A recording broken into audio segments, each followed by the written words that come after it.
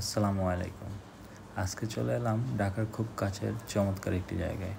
জায়গাটির নাম fantasy Iceland, Diabari, Uttara. নদীর ধারে সুন্দর একটা লোকেশন, ঘুরতে আসার জন্য একদম পারফেক্ট।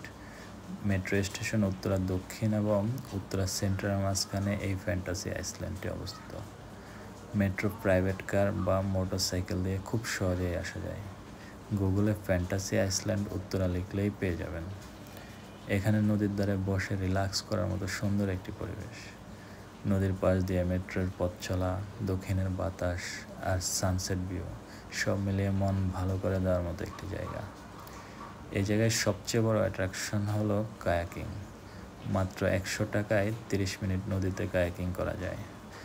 তবে শুক্রবার আর শনিবার অনেক ভিড় থাকে, তাই আগে থেকেই টিকিট কেটে রাখাই ভালো। এখানে লাইফ জ্যাকেট দিয়ে সেফটিও নিশ্চিত করা হয়।